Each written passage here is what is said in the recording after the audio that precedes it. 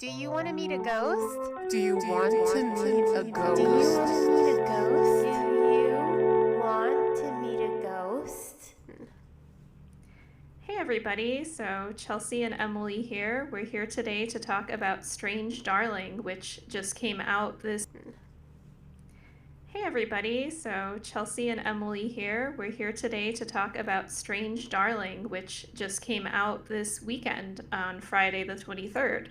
And we're doing this episode in a slightly different way than other episodes. We are going to not talk about any spoilers since this just came to the theater. And there's been all these wishes by the people that worked on this movie, all the actors and everybody, just hoping that the audience doesn't spoil the movie too soon. And I like that. I respect that. So we're going to talk about a lot of the technical stuff, the making of it, how it made us feel, our general thoughts, and we're going to hold off on any heavy summary or any of the spoiler-related thoughts until another time. Maybe we'll do a mini episode, something like that. So Emily, what were your initial thoughts or feelings or experiences upon seeing Strange Darling?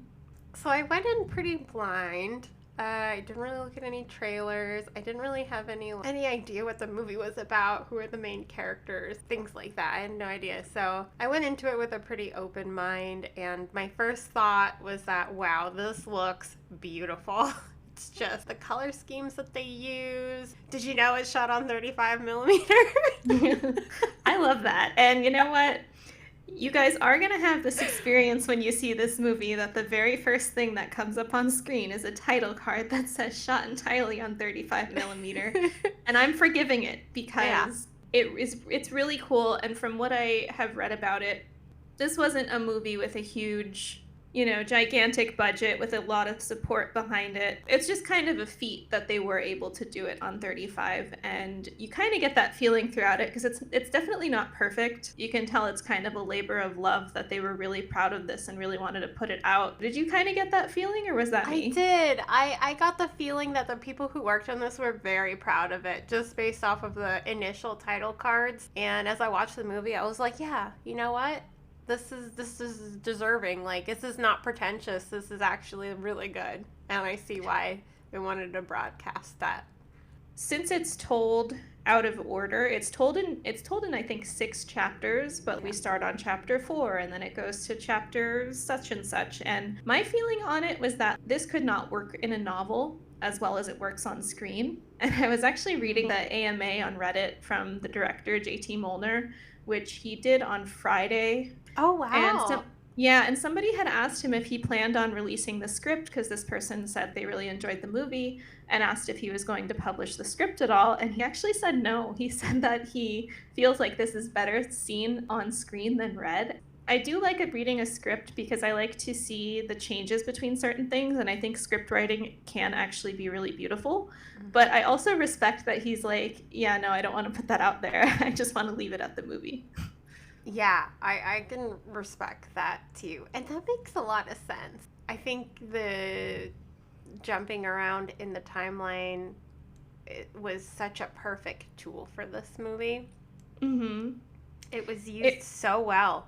Like, when I think of movies where we're like kind of like jumping around in time, Memento by Christopher Nolan. And that movie is about a guy who suffers from short-term memory loss, and he's trying to avenge or save, I can't remember exactly, his partner that was hurt. And because he has short-term memory loss, he's trying to like piece together what he's already found out and where to go from where he is. And it's just a really great movie. But this definitely reminded me of that for how they used jumping around chapters. That's been something that has been on my watch list for a while. I haven't seen it yet, but I think I'm going to bump that to the top of my list because I like to watch anything related to what I just saw. So, yay! So anything vaguely similar. It's a great movie, and Christopher Nolan is definitely up there for my directors as far as like, yeah, anything that he releases, I know I'm gonna love it. Like, I'll 100% be getting that ticket to see his newest movies. The Christopher Nolan Batman, oh my god, that was in my top. But that Batman Dark Knight trilogy, that was in my top for a while. But yeah, I highly recommend that. Let me know Nice. what you think of it, Chelsea. I will. Yeah, I was, and like after seeing this too, I was also thinking of things it reminded me of, or things like I thought it was inspired by. And I have to say, I love that opening. So these first things we're going to talk about, these aren't spoilers because they are in the trailer. So one clip they released that is at least on their promotional uh, Instagram, if not in the trailer, is like this opening crawl that it says, this is based on a true story of a prolific serial killer between 2018 and 2020 in the Pacific Northwest, blah, blah, blah. So that is actually, it's not, it's not based on a true story, but that is a tool they used, which is exactly what the Texas Chainsaw Massacre does, is they have that opening crawl about this fictitious murder that comes up at the very beginning of the movie. I love that they did that. And also the narrator that did that crawl is actually Jason Patrick, who is the guy that plays, among other things, Michael in The Lost Boys. Wow. Yeah. And he's got a great voice for it. He sounds like a newscaster when he says it. He sounds great. Yeah. I also think that that kind of opening is really good to set yourself up as seeing these characters of more of a full character. Like you're like, oh, this could be a real person. You're watching the character, you know?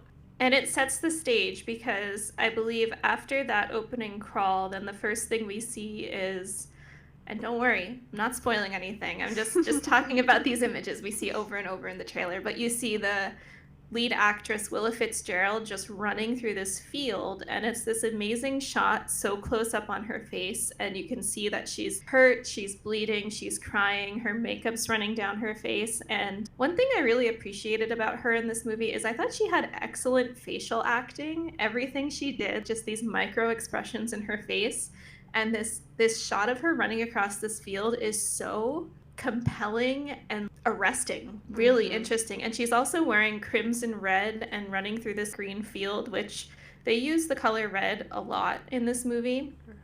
So if you haven't seen it and you watch it, just pay attention to the color red, because there are just pops of it in the most unexpected places. And like the two lead characters in that opening scene, they're both wearing red. He's wearing a red hunting jacket, she's wearing a red top. Interesting contrast color grading used, like it's very bright, like it's like Technicolor bright. And I also really like that about it. And also the fact that it's just shot with this beautiful Pacific Northwest backdrop. It's so beautiful, the use of colors in there. But the colors are not just, like you said, the red is important. The colors is not just the use just because they're pretty. There's symbolism, meaning there, definitely. So it just, that red just captures your attention too. You're just like automatically zoomed in, focused on what's going on.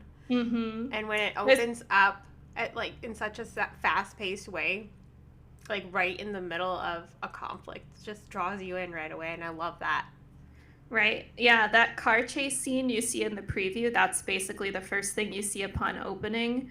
And that is at like top volume. Like so I've seen this movie twice, okay? I've seen it twice, you guys.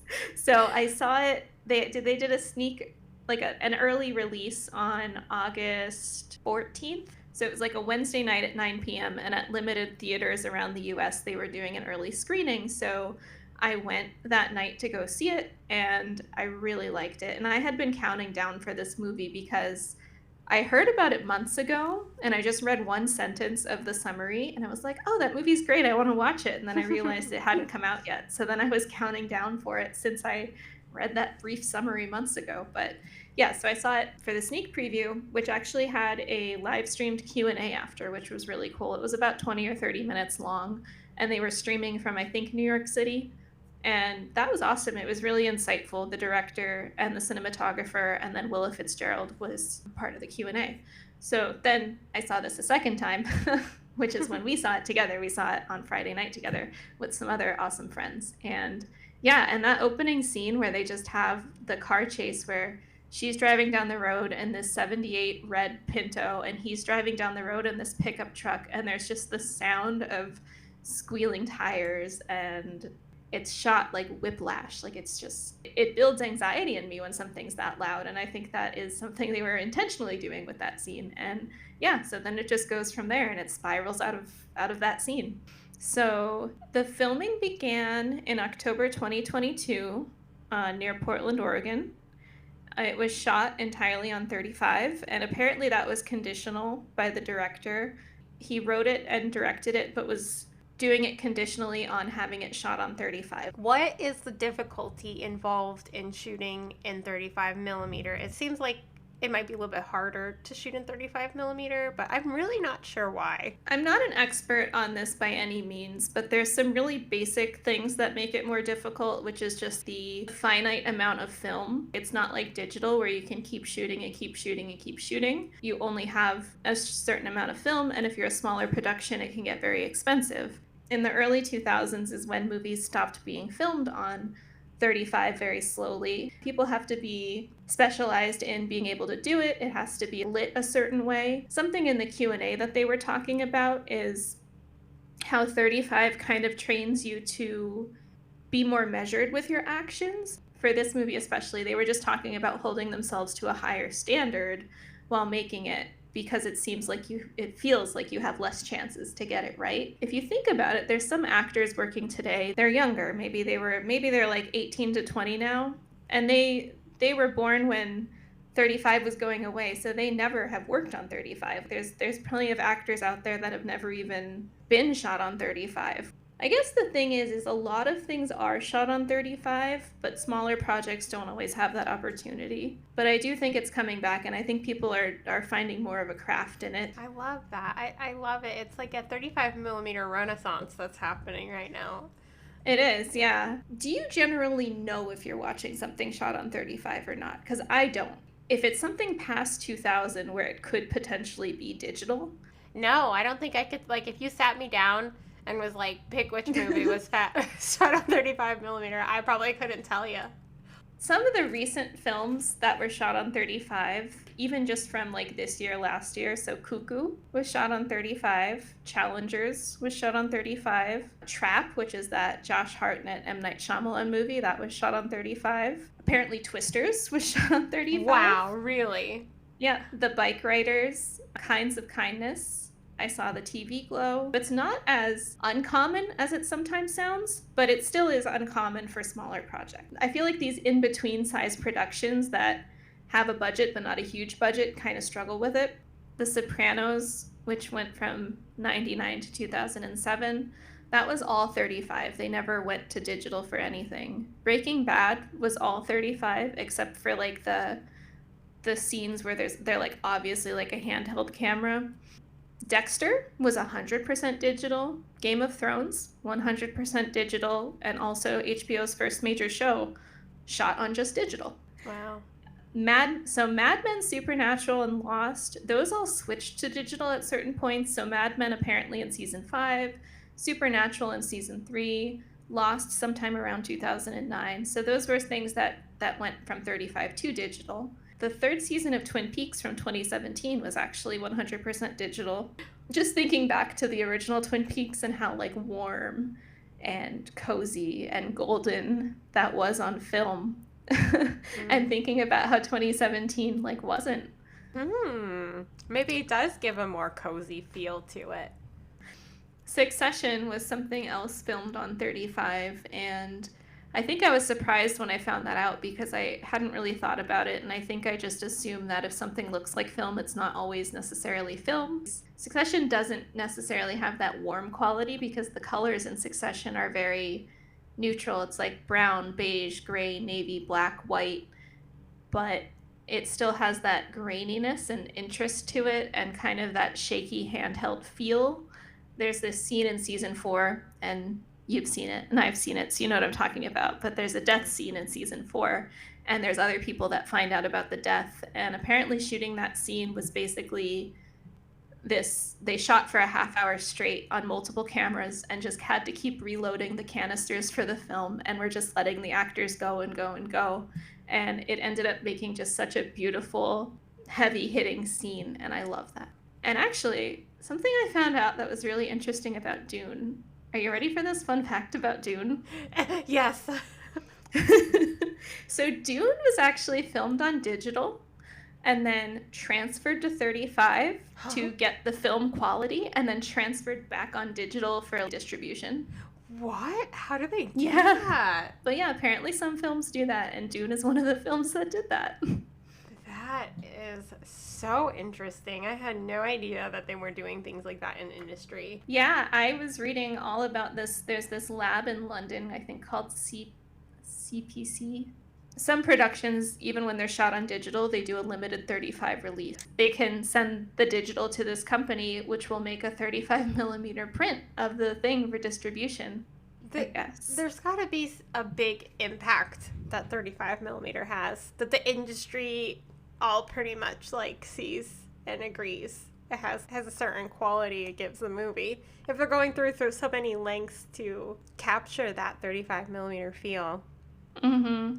And I think it's funny how some parts of the like whole entertainment industry as a spectrum, some parts of it treasure like a physical copy. Like they treasure having a 35 millimeter release, like a 35 millimeter showing or filming on 35, because I think it makes it feel more permanent. But then some other parts of the industry don't want to have a physical copy of anything at any time. Like there's so many good shows that went only to streaming and then will never have a physical release. Like there will never be a copy of that you can hold in your hand besides like a bootleg. Mm-hmm. Me and Chelsea were talking about the cinematographer Giovanni Ribisi, and his name is pretty big in the opening credits that he's a cinematographer. It's usually not that big and called out like who the cinematographer is, but it is such a pretty movie. So it turns out he's an actor. I didn't know him by name, but when I googled his name, if you pull up his picture, like you'll recognize this guy. He's in so many things. You're like, oh, that's that guy. Yeah, it's that guy. He's like, what does it say here? He's in Saving Private Ryan, Gone in 60 Seconds, Lost in Translation, Avatar, Public Enemies, Friends, Wonder Years. He's just all over the place. Yeah, he has like endless movie credits. Yeah, and this was his debut as a cinematographer, which is incredible. I'm actually looking forward to seeing his work going forward, because if this is his first time doing cinematography, I can only imagine like what 10 plus years of him doing this would look like. And people have really been praising his cinematography in this, and I really enjoyed it too. There's so many shots in it that obviously, like I said, make such use of color, but there's so many overhead shots, moving shots, and one of my favorite overhead shots is, well, you see, it involves a lot of butter. Is that a spoiler to talk about that scene? I don't think so. I mean, some people might watch this movies and just immediately want to go to Denny's to have some breakfast food. I thought about that. I was like, can we discuss this scene? Because I want to mention this scene. There's just people making breakfast, and their breakfast is, like, sick. Like, it's like a fever dream breakfast. It's just so weird. And that's something I wanted to mention, too, about this movie. It's just funny. It's funny in, like, really unexpected ways where it just gets you and you start laughing. Yeah, there's a couple lines in there that are funny. The breakfast scene, so it starts out, the person puts 4 sticks of butter in a cast iron skillet. And then I think they cook sausage or bacon, and then they cook pancakes in this sausage grease butter mix, and he slams the sausage on the pancake. There's a can of blueberry pie filling getting spilled on top, more pancakes, more whipped cream than I've ever seen in my life. Yeah. Unmelted pats of butter, like giant pats of butter. And that was so... And doused in syrup, too. Yes. So basically like a pancake sandwich. Oh my god, it's unhinged. I didn't realize anything was wrong here for a while. Because here's the thing. I haven't had meat or anything like that since I was a kid. I've been vegetarian most of my life. So I don't know how to cook these things. Seeing this person just put 4 sticks of butter in a pan, I didn't even bat an eye. I'm like, okay, I guess that's how you cook that. And the only point that I realized something was wrong was when they started putting on 3/4 of an inch thick raw pats of butter and then just continued putting more food on top of it. That's the only time I realized there was something wrong with the breakfast. It almost reminded me of that scene of like a Tim and Eric skit too. It's just really ridiculous and funny. I want to know if they did any like retakes of this, or if they just did like just that one. I can't remember if it was a continuous shot. I feel like it wasn't a continuous shot. I guess we have to reshoot the sausage, or if they just kind of did it. I hope they just kind of did it, and I love it. There's another funny line in it where, so there's this old couple in the movie. It's Ed Begley Jr. and it's Barbara Hershey, and Barbara Hershey has some fantastic horror credits to her name, but. There's just this line in the movie where they're like, yeah, doing our Scott Baio puzzle. We get them free at the flea market. We take whatever they're giving away. And like, I think I turned to Jesse at that. And I'm like, oh no, it's us. It's us. Pretty much. Except for the disgusting breakfast. You guys cook actually good food. There's also jokes. There's also jokes that they make in the movie that you, like, kind of laugh at, that you kind of, like, end up seeing in a different way towards the end. Mm-hmm. But it still ends up being, it's still funny, just not in the way you thought it was funny. Yeah. Like, even twists in the jokes, man. There's this one line close to the end. I assume this so this didn't get any laughs on my first watching, but when we were watching it in the theater, that one line, when everybody just laughed. But I think we all needed to break the tension somehow, because it was a really intense movie, and then that was just a kind of funny line out of nowhere, so everybody was laughing at it. Mm-hmm, mm-hmm. I have something else I want to mention. Mm-hmm. It's not a spoiler because it's in, like, the movie poster. Mm-hmm. That fucking red wig. It's such a bad wig. It really is. Like, if there's one gripe I have with this movie, it's that goddamn wig. I almost feel like it's purposeful, though, because she's, like, in her head, she's like, oh, I'm going on a date. I'm going to go to the bar. I'm going to wear my cool red wig. Like, yeah. The character choosing to wear that wig for sure. Yeah, definitely. Just hurts me. It does. Yeah, no, it's not good. It's not good. It's like a Halloween store wig. And maybe that's one of the reasons why you asked me what kind of movies reminded me of Strange Darling, and Leon the Professional came to mind, and I'm like, maybe it's the wig, because Natalie Portman's character there, the little girl, she had like the same kind of hair cut. It's like a bad haircut. I have hair trauma from both of them. So as we know, this was released this Friday in the US, but it was actually first premiered at Fantastic Fest in Austin, Texas last September. That was its first release, and it hadn't seen an actual release since then. But Fantastic Fest, they've premiered Smile, John Wick, There Will Be Blood, Zombieland. Have you seen Apostle? Apparently that premiered there, but I liked Apostle a lot. I might have seen it. It's kind of a folk horror movie. It takes place on an island. It's probably made within the past, like, 5 to 7 years, and Dan Stevens is in it. Oh my god, I don't think I've seen that one. I need to watch it. So everybody marketing this movie, they were marketing it with this air of, like, secrecy. Don't tell the spoilers, don't talk about the movie, go in not knowing anything. When I think of, like, Barbarian, which is a movie that I truly knew nothing about except the title, I watched that, like, at home when it was streaming. I didn't see it in the theater.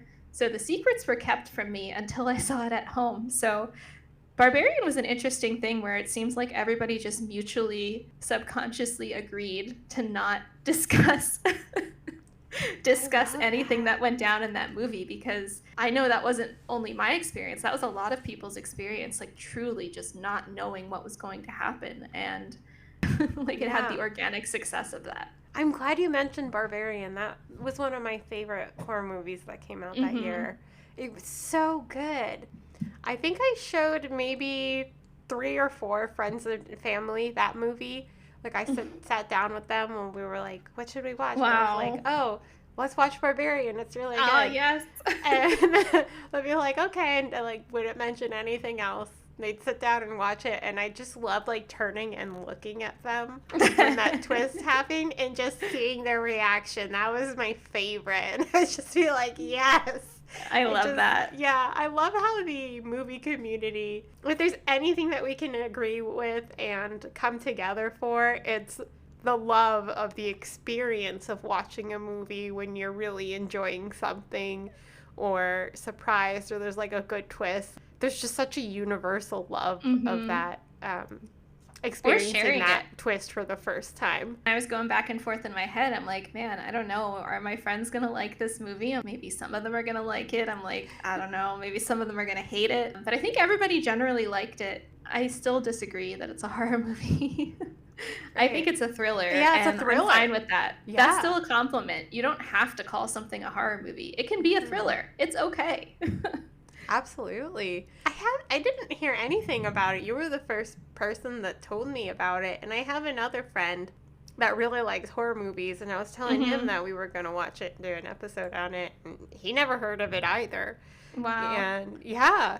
So I was really surprised that I haven't heard about it. And, you know, the algorithms usually push horror movie trailers onto me. They did not push this one out. And I think it's because it's really a thriller. Yeah, and I think they have been promoting it a bit, but I think they were kind of limited to what they could actually spend on promotion and stuff like that. So I see. That might be it then. That might be the reason why we haven't heard of it. But it's getting very good reviews. Like, I think Rotten Tomatoes gave it like 96%. Yeah, it's really good. And usually, like, I don't like going by reviews and percentages because there's some movies out there that I really like that totally bombed as far as the Rotten Tomatoes score or whatever. But yeah, it's a solid movie. It's really, really good. I think it's going to be like a classic. Another movie that came to mind when I was thinking of movies that reminded me of this was Kill Bill. I've heard a lot of people making that comparison. I think it's part of it's like also the cinematography in Kill Bill is incredible, and their use of colors is so beautiful, like all the yellows and the reds and the blues and the way they did the warms and the cools and stuff. Just absolutely beautiful movie. So I think this is going to be maybe a classic. When we think about movies with really good twists, I think about Sixth Sense.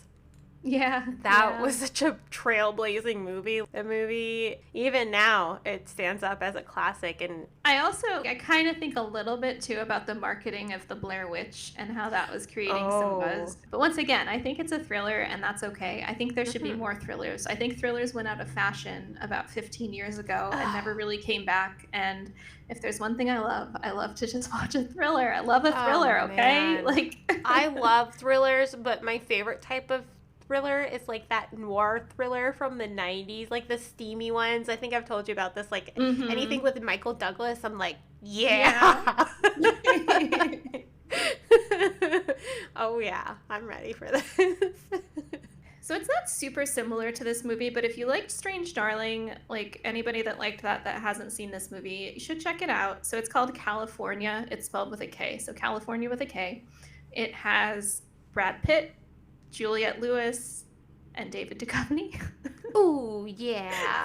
Angel Mollner. And yes, and David Duchovny's character is like this true crime head who has this hot goth girlfriend, and they're on a road trip, and then they end up on this road trip with Brad Pitt's character, who's like this like backwoods criminal redneck guy, and then Juliette Lewis, who is his timid, emotionally immature girlfriend. It's this drama, but it's also a thriller, and it's kind of gritty, and it's just a really good Brad Pitt performance also. I just fucking love David Duchovny all the time, and I think this movie is like mid-90s. And also Juliette Lewis, always incredible, but especially incredible in this movie. She always plays such a good, innocent character. Fun, super fun movie. Like, I feel like watching that on the tail of Strange Darling would be cool. I think I'm gonna watch that pretty soon too, because I watch anything with Juliette Lewis. She's incredible. She really is. She's been in so many great movies. David Duchovny, love David Duchovny. But I've heard about this movie, but I've never seen it, so I definitely have to watch it now. Yeah. In the beginning of Strange Darling, where there's this scene where she's so the main characters, that they have two names. So Willa Fitzgerald's character is called the Lady, and Kyle Gallner's character is called the Demon. the lady is in the middle of the road trying to run off to hide. And something about that camera shot was just so 70s to me. Yeah, it definitely had a 70s vibe to it. I was really loving that. Like, I could see this being in a 70s slasher kind of movie, like that, the opening scene. Totally. And also, I feel like this story could work. Like, this story works now, but this story could have worked 50 years ago too. Absolutely. Really, like it's a timeless story, which I really like. And kind of the same with I just saw Cuckoo the other week, which I loved. So Strange Darling and Cuckoo are my top 2 of 2024.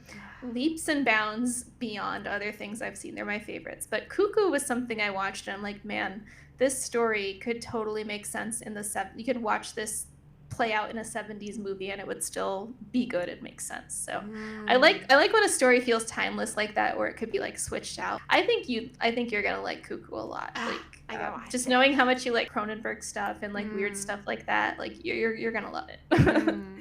Nice. I can't wait to see that. So many great movies this year, really. I feel so blessed in terms of horror movies and things like that. I agree. I'm still excited to see a number of movies that are left. The one I'm looking forward to is, I think it's just called Heretic. I don't think it's The Heretic, but Hugh Grant's in it.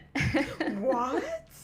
Yeah, Hugh Grant. So the trailer is genius. This is these 2 young girls who are, I don't know if they're supposed to be like Mormons but they're like spreading the word of their organization. So they go up to this guy's front door and he's like, oh, would you like to come in? Like, my wife's just finishing baking a blueberry pie. So these 2 girls go into his house. As they're sitting in the living room waiting for him to come out of the kitchen, smelling that blueberry pie, they notice that there's a blueberry pie scented candle lit on the table. So there's no blueberry pie at all. They're trapped in this guy's house. That comes out, I think, in September. I'm looking forward to that. Ooh, very nice. I'll have to put that. That's going to be on my radar now. Thank you for that. Oh, and I do want to say, so I haven't preached to everyone about the Gospel of Kyle Gallner yet, but I'm getting there. But I'm going to. So did you know Willa, Fitzgerald, and Kyle Gallner both have ties to the Scream franchise? No, I didn't. How are they tied? So she was actually in the Scream television series, which I haven't seen it in a number of years, so I actually can't tell you who she was in it. But she was in the Scream TV series, and then Kyle Gallner was in Scream 5. Really? Who was he? Do you know? Yeah, so in Scream 5, there's this like rough around the edges character at school. Like, I don't want to say too much because I don't want to say what happens to his character. But yeah, he's in Scream 5. But he's got such an amazing resume of horror movies under his belt. And I still feel like he's had very steady work for the past over 20 years. I feel like he still hasn't broken out. People do call him a Scream King because he is in so many horror related things. He was also in Smile, which came out a couple of years ago. He was in Jennifer's Body. He played the cute eyeliner wearing friend. I think his name's Colin. He was in The Haunting in Connecticut. So he was in Red Eye, which is directed by Wes Craven. Have you seen that? Like, Cillian Murphy's in it. I think I have, but I can't remember it. I'm pretty sure I have. I think that was like 05-ish or 04-ish. He was also in the Nightmare on Elm Street remake, which is horrific. Oh my god. And I don't usually say a movie is terrible. I'm not even aware of this movie. I don't think so. I think it was like a 2009 remake. Oh my gosh. So Kyle Gallner came on my radar a couple months ago. I had watched this movie called The Passenger, which is technically, I think it was a 2023 film. And it's actually a Blumhouse movie, which is weird because it's not supernatural in any way. And usually when I think of Blumhouse movies, I think of supernatural movies. This movie is, people call it a horror movie. I do think it's more of like a thriller. But I was so struck by this movie. I watched this movie and then I thought about it every day for a week. It was really good. He plays this character who's real rough around the edges. He's like a criminal type. So there's a common thread here where Kyle Gallner usually plays like a rough and tumble kind of guy. He plays this character that works at this burger restaurant with this other guy who's super, super timid. Some crazy stuff goes down and then they both end up on the road together. Maybe it's not for everybody, but to me, it's like my perfect kind of movie because it has the perfect amount of drama, thriller, emotional character stuff. I watched that and I kind of fell in love with him from that. Then I immediately watched another movie he was in called Dinner in America. And Dinner in America came out technically had like a festival release in 2020, I think, but it was really overshadowed by COVID happening and the theaters not really being a thing for a while. But eventually, John Waters put it on his list of the top films of whatever year. This movie is honestly the first 5-star movie I've seen in a very long time. Wow. I thought it was so good. It's not a horror movie. So his character is this guy named Simon, who's like this rough around the edges, punky kind of guy. And he meets this character named Patty. Patty is this kind of like autistic girl. She really likes punk music, and it reminds me so much of something like Ghost World, but like different. Dinner in America is a blessing. He is so good in that. And then to see him in this movie was amazing. I thought he was incredible in this movie as well. And I'm sorry for going on for 10 minutes about this guy's filmography, but the thing about his career is the 3 big movies to me are Strange Darling, The Passenger, and Dinner in America, and all of those are very, very good movies. An actor to keep on your radar, for sure. He was really great in this movie. Also, Willa Fitzgerald, she was in The Fall of the House of Usher, which I didn't finish because, as we know, I feel certain ways about Mike Flanagan. I don't always love Mike Flanagan. But she was in The Fall of the House of Usher, and she was also in Greta Gerwig's Little Women. Which I haven't seen, but she was in that with some other big names like Maya Hawke, who's known for Stranger Things, who is amazing, and then also Catherine Newton, who was in Abigail and was also just in Lisa Frankenstein. I love Lisa Frankenstein. I just watched Abigail, and I actually really liked Abigail. You know how Evil Dead is kind of comic booky almost in parts and like real goofy in some parts? So it had that vibe, particularly like the Ash versus Evil Dead TV show vibe to me. So like that kind of mixed with like Buffy. Also, Dan Stevens is so fucking hot in that movie. He was also just in Cuckoo. Oh, I see. Oh, yeah, I know this guy. I know him from Legion. Legion is such an amazing show. I actually need to finish it. Yeah, you would like Legion. Have you ever heard of it or seen it? I think I have like had it stored in my brain as something I should check out, but I have not. Yeah, I mean, like, I started watching it. I didn't even know it was X-Men or Marvel related at all. Yeah, it's just a fantastic thriller type of show. It's so good. It's another one that's beautifully shot and a lot of good twists and stuff, and your boy's in there. And Aubrey Plaza, and I love her. Yes. Oh yeah, how about that Aubrey Plaza movie that was on the trailers before the movie? I did not know that was a thing, but it actually looks really good. Yeah, I saw a trailer for that. That looks good. There's this movie out right now, a horror movie with Brandy. I want to see that too. I have that on my list. It's like the Eggers brothers or something.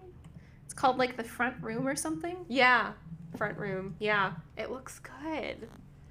And yes, I love Brandy. I love her Cinderella. She is Cinderella to me. So it looks like theater release date is September 6th. Oh, nice. And then again with the Eggers brothers, they're up to no good this year. So they've got that movie, and then they've got Nosferatu. I'm so excited for that. Lily Rose Nosferatu was filmed on 35. I learned that. Ooh. So they went with 35 for that, which is cool. But that comes out around Christmas, right? Yeah. Oh yeah. Feels like a long way away, even though it's not. So when I saw Strange Darling the first time, I stayed for like that live streamed Q&A. So there's a couple notes I took while watching that. One of the funny quotes in the beginning, I don't remember what prompted this, but JT Mollner was like, "If you felt like I made this for you, I did." And there are certain parts of that movie that I'm like, wow, this movie was made for me. It was him, Giovanni Ribisi, and Willa Fitzgerald. and they just talked about the filming process. He gave some insight on the characters and said something like he didn't want the characters calculating much before they acted on anything. And I think his script was incredibly detailed with lots of direction, which the actors delivered on. Apparently, he was very particular writing it. Like, he even wrote what type of camera lenses he wanted used, wrote songs directly into the script, and then also had some insight there on the use of 35 and how that made them feel. They had to put their best foot forward. No overshooting was the phrase they used. And then also the score for this movie, it's done by an artist, I think, called Z-Berg. And apparently she had known the director for a while, and I guess once said, like, oh, I want to score a movie for you sometime. And then guess what? She did, which is awesome. Love that. And I also think another thing about the story that I really like is that it's such a highly concentrated story between two people. The credits on this movie are like 8 people long. There's just not many people in Strange Darling. One of the people in the credits has the last name Mollner, so I think that's like the director's dad or something. And I'm pretty sure, I could be wrong, but I'm pretty sure it's the guy that pokes his head out of the motel room and has one line at one point. So do you consider this a horror movie? I definitely think it's more thriller than horror, I would say. I will too, and I just think it's so silly that the reviewers are like just wanting to use the word horror to describe it, and it's like, no, you can call it a thriller. Even though this goes against our own principles, because I know we said in episode 1, if you call it a horror movie, it's a horror movie, but I do also think there's no shame in being a thriller movie, and it can be a horror thriller. Yeah, absolutely. A lot of thrillers go into like horror thriller kind of categories. I think I would consider this more of a thriller than a horror because there's not that many horror elements to it. Like, I can't say I was scared. I was like really scared at any points or like creeped out or, you know. It's definitely unsettling and it kind of knocks you off your feet, but it's not like a traditional horror. It's more of a cat and mouse chase thriller style movie, and I think that's another reason I like it. Like, I love a cat and mouse chase movie. Have you seen the movie Sick? It's written by Kevin Williamson of Scream, and it's kind of a horror movie about COVID. No, I didn't see it. It's decent. I liked it. But my point to that is that movie, 80% of it is a cat and mouse chase between the characters, and I loved that. And watching that made me, like, obviously reappreciate Scream too, because it very much had Scream vibes to it. But I do recommend Sick. It's a little wacky with the COVID background, but I did like it. Also, speaking of wacky, there are certain things that I want to comment on about this movie, like certain choices they made, certain ways like the gender stuff comes in this movie, and I really want to talk about that. But did you have strong feelings about that either way? Like, do you think that's more of a discussion to have down the road? I think that is something to have more down the road. I will say this: I questioned on if it was going to be like a problematic movie at some point. This passes for me. This is okay. Yeah. I think the things that happen in this movie are really backed up by the writing in the movie. I wholeheartedly feel like this movie is just like, hey, come enjoy the ride, rather than like, hey, here's a lesson you have to take away, and this is the way you should think. Absolutely. There's plenty of movies that act that way. This is very much like storytelling heavy and not really heavy on there's a bigger message here. We'll say there's themes. I think the themes of this movie are interesting because I think there's this recurring theme of boundaries and vulnerability, and that's revealed in the trailer a bit when you see these two people that seem to not know each other on a date trying to get to know each other. And it really does make you think when you, and we've talked about this in other episodes, like we've talked about like the vulnerability of being a woman in other episodes. This woman is on a date with this guy in a car, and it's a lot of vulnerability. It's a lot that you're putting out there and you don't know where it's going to go, and you don't know. And I think it has a lot to speak on about the vulnerability of being in a situation where you don't know somebody. And they even call it out in the movie, like that is something that the characters even discuss personally. She like in the trailer where she's just like, are you a serial killer? And what a way to fucking grab you to get to want to watch this movie. Like Yeah. Also, oh my god, Kyle Gallner is so hot in this movie. I don't see it. I'm so sorry. I am so sorry. sorry. I'm sorry. Oh my god. My friends are constantly like, they seem to almost like get annoyed at me sometimes because I'm just like, eh. well, for me, it's very much the character and this, I don't know, he's scary. And I like how scary he is. You like the scary part of him? Now that this movie's officially out, I feel like things were kind of on the down low. It seemed like Saturday morning. It seemed like a lot of people are talking about this movie. I came across the spoilers for this movie, obviously after seeing it, but like today doing research. So don't look at that AMA on Reddit. Do not do it. Don't read it. Articles about this movie. Don't go do in the spoilers. comments. Don't go on Letterboxd. Yeah. Just listen to our episode as you just did, and then go peacefully see the movie and enjoy it, because it is true. And I think we should be preserving that magic. That's why I felt so strongly about not doing the spoilers, because I do want to preserve the magic of this movie. And especially since it just came out. It's different when we're talking about a movie that's like 30, 40, 50 years old. Right. Although I will say there are movies that I have not seen that I know have big twists, and I still don't know the spoilers to them. So I'm going to just live in my ignorance till I actually see the movies. Do you remember which one? Which ones?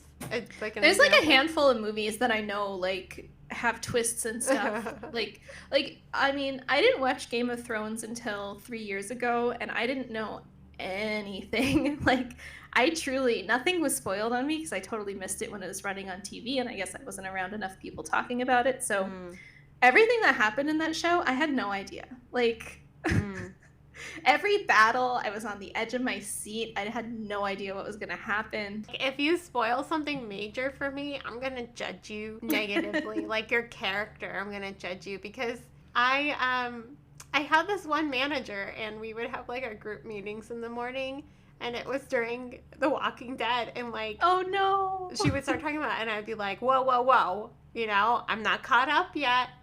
And then she would still go ahead and spoil things. No. And I would just be like... And it sucked because she was like the best manager I ever had.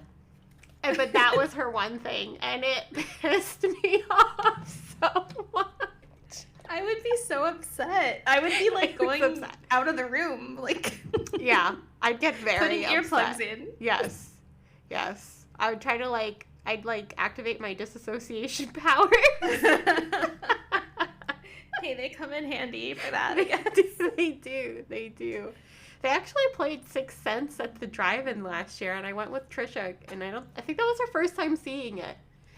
Was she surprised by the twist? Yeah. I don't think it was ever spoiled for her either. That's amazing. There's so much magic in that when you don't have it spoiled on you. Yeah. Like, it's such a great movie. And the thing about movies like this is the rewatchability for at least just a second time is very high, because then you want to rewatch it and see like, okay, what kind of clues did I miss? Because they're always putting foreshadowing in there somehow. Right, and that's what I thought. Like, that's why I liked watching this for a second time too, because I don't think I necessarily noticed anything new, but it was still really relating to like the plot, I guess, but it was still really fun to see again. Did you see Long Legs yet? No, I didn't, and that I really want to see that too. Nicolas Cage, say no more. But I also really like the actress. She was in It Follows, and that was one of my favorite Micah movies. Monroe. She's amazing. Yeah. I love her. I watched like a number of things with her in recently. Oh, awesome. But do you know, so in Long Legs, do you know what Nicolas Cage's character looks like? Like I've seen a lot of previews for it, and but they don't really show him in the preview. Yeah, I think I've seen like a shadowy face and like scraggly long hair. Yeah, and like kind of like a bulky build.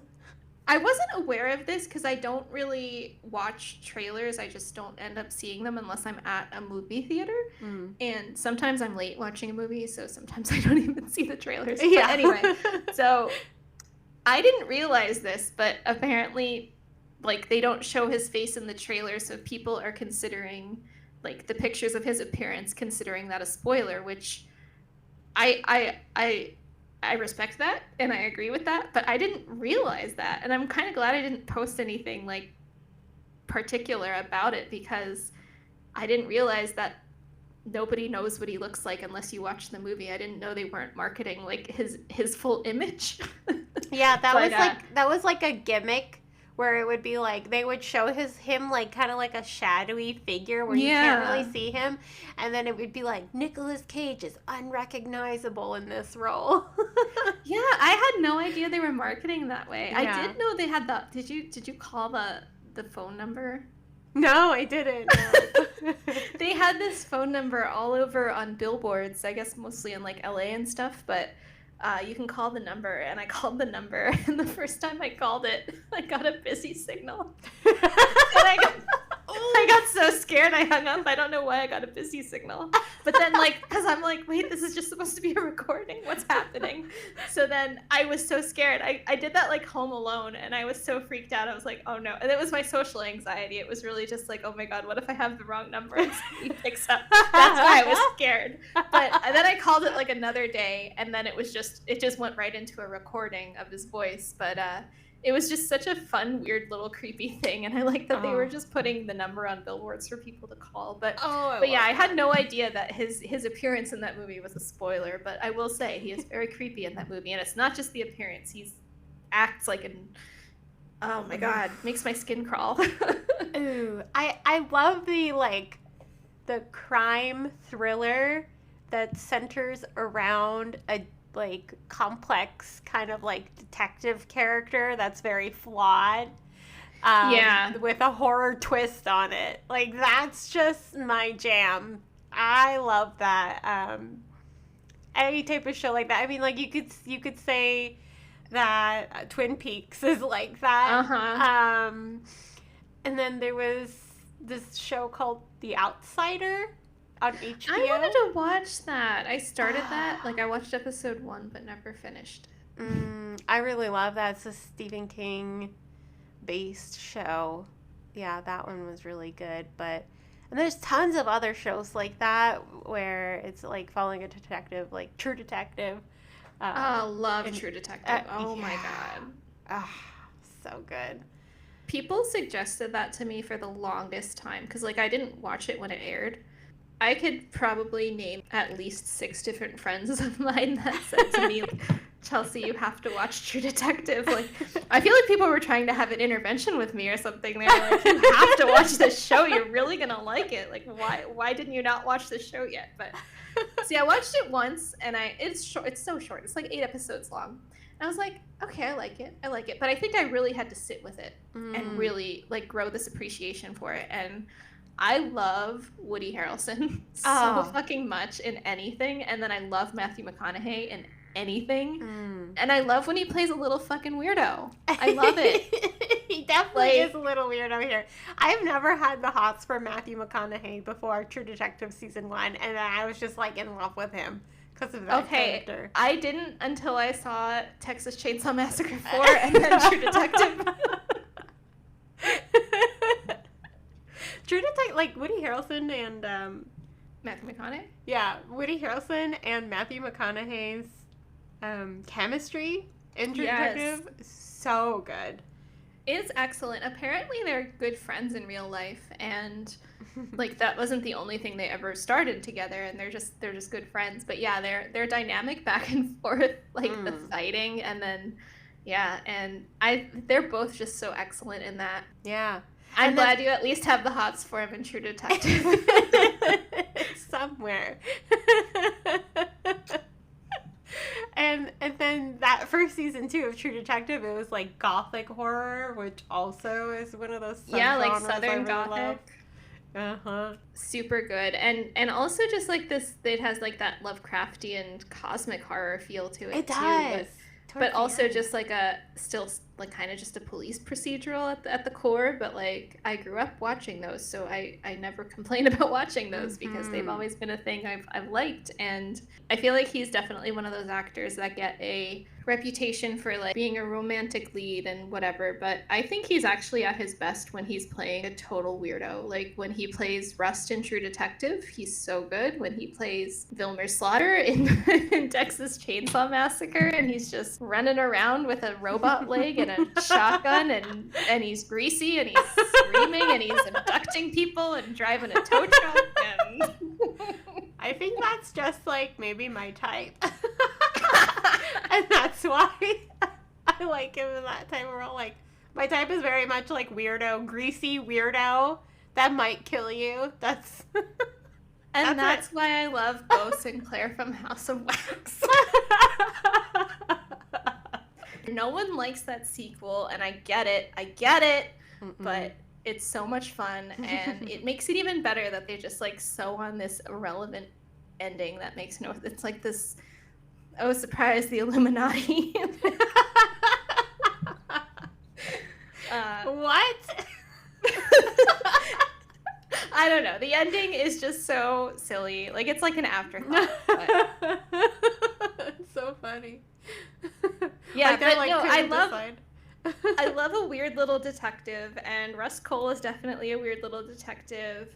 Micah Monroe in Long Legs, Dale Cooper in Twin Peaks, David Duchovny in The X-Files, just weird little detectives everywhere, you know.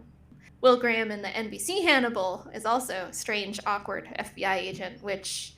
Are there any shows about, like, a smooth FBI agent ever? Like... Are there any FBI agents that are normal in media? Or are they all just quirky and fun and weird? Which is fine. All the smooth ones are, like, corrupt. That's a very good point. Yeah. If they're, like, suave and they're good at talking to people and they're, like, a people's person, they're taking cuts from bad guys and working. It's very true. Yeah. Yep. I think we got our short episode of an an hour and a half. Our most popular episode is still our first one where we were just chattering, not even about a specific movie, so I don't know, maybe people like our chatter. That's true. I hope so. We're here in your room or your headphones with you guys, just talking about nonsensical things. Like, yeah, we're all friends. We're just chilling and talking. You should all go see Strange Darling, and go see it soon, because I don't know how long it's going to last in the theater. It could be out in like a week and a half by the time you listen to this episode. So. Yes, please go see it. Take your friends, get some popcorn, go see Strange Darling. Also go see Cuckoo, because Cuckoo was fucking awesome. All right, do you have anything else? Nope. All right, I guess we're signing off, you guys. Thanks for listening. Have a good night. May your DVDs never be scratched. May your VCR never be hungry. May the film reel never break. Thanks for listening. Stay tuned for more.